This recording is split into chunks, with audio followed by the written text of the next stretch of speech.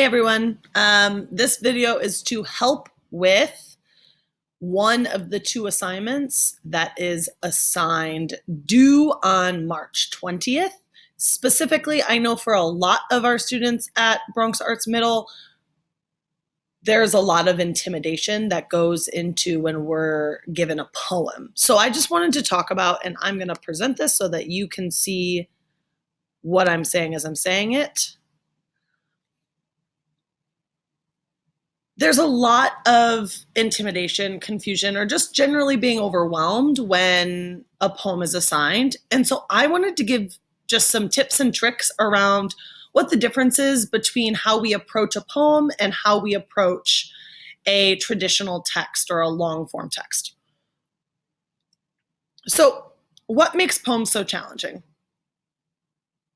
So in the way that both fiction and nonfiction long-form texts, they follow specific genre-based rules.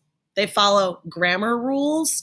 So you know that someone new is speaking when there's a new set of quotations. You know that a new idea is introduced with a new paragraph. You know that a sentence or an idea ends with a period or a question mark. Those things all stay the same with long form text. Poems, on the other hand, don't always follow those rules. Sometimes they do, sometimes they don't. So it can get really confusing. Additionally, long form text clearly explains what they're talking about or tells a story. Whereas poems need a lot of interpretation. Part of the beauty of poems and why I love poems so much is because they either capture a moment in time or a feeling. Now, for someone who is as emotional and lovey as I am, I really love that stuff. I always have. Poems just hit me in my heart and make me feel really good and help me relate to people, specifically the author or the subject that the poem's being written about. For some people, however, the amount of interpretation that's needed to understand and digest a poem can be really intimidating. So we're going to talk about some ways that we can make this easier and more approachable for us. So, tips to help you understand poetry better. First, and this is one that I swear by. I do it all the time, and I find it really helpful. Many of you have seen me do this with you in class. Tip 1, read it straight through out loud. Reading out loud to yourself feels silly. It doesn't feel helpful, especially if you don't feel confident in your reading ability. It can be awkward and weird. With poems, because of the way that they are structured, it can help so much to just read it out loud, let your ears listen and your eyes read, as opposed to just reading and trying to make sense of it all in your head.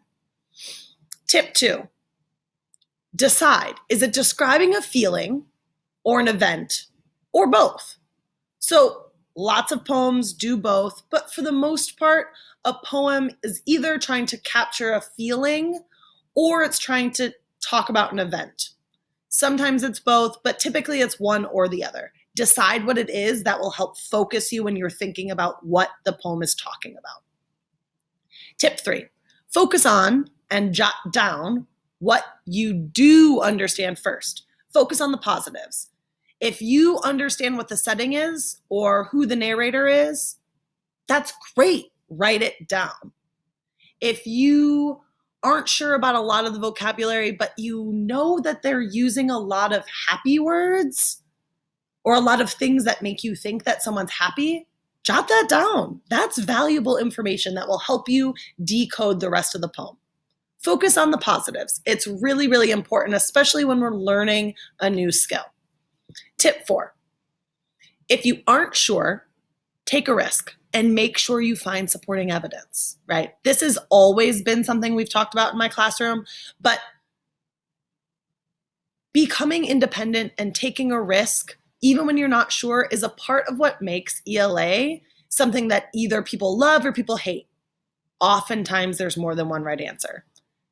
We talk a lot about the best answer versus the second best answer. This is one of those moments with poetry, especially. There are different ways to interpret different things.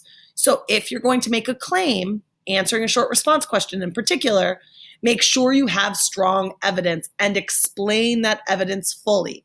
Your analysis is huge when explaining a poem. And tip 5, be patient. These things take practice. They're hard. It's new. When you haven't read a lot of poetry, when you haven't written any poetry, understanding it can feel really overwhelming. That's okay. Learning is hard. It's intimidating, but you can do it. I have 100% faith in you. If you get stuck, remember, we've got our daily meetups from 9 to 9:30 every day, Monday through Friday, and you can always shoot me an email or post on the Google Classroom, and I am here to support you. As always, take care, and I love you a lot.